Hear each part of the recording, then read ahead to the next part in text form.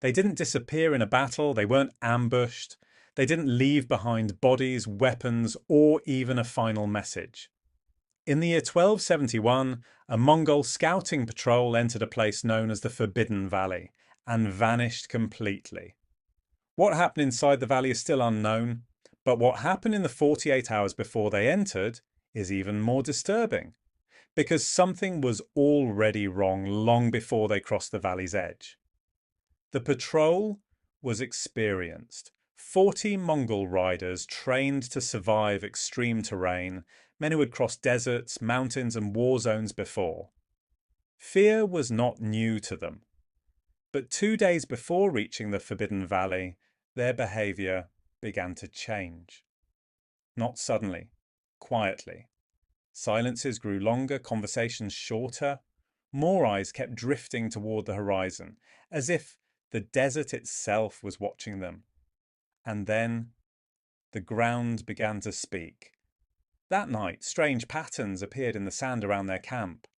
Perfect curves, dragged lines, no animal tracks, no footprints leading in or out. The wind carried a low vibration from the direction of the valley, not a sound you could clearly hear, but something you could feel pressing against your chest.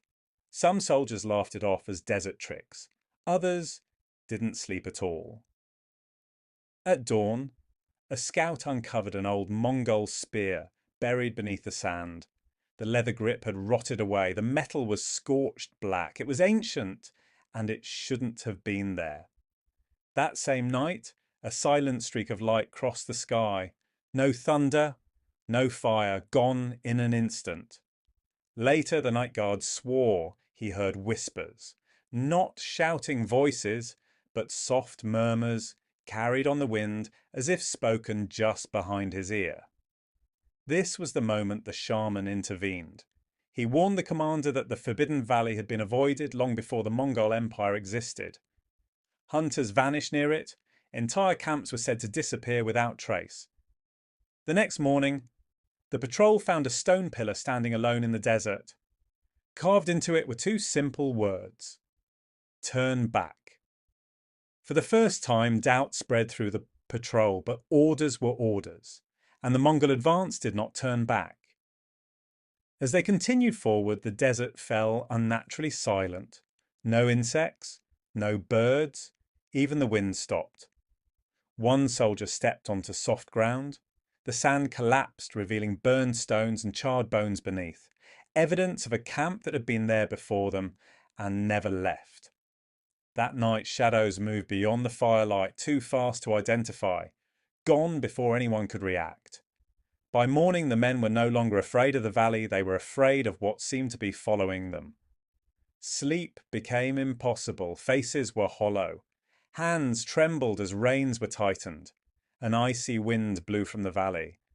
An impossible cold in the desert heat.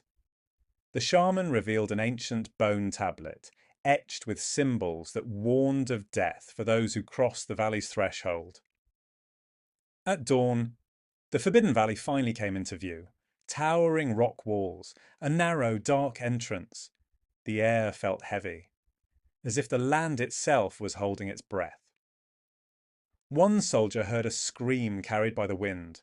No one else heard anything. Perfectly circular burn marks scarred the ground. The sand inside was fused like glass. That night the campfire burned with a strange blue edge. No one spoke. A horse panicked violently, fighting its restraints as if something unseen was approaching.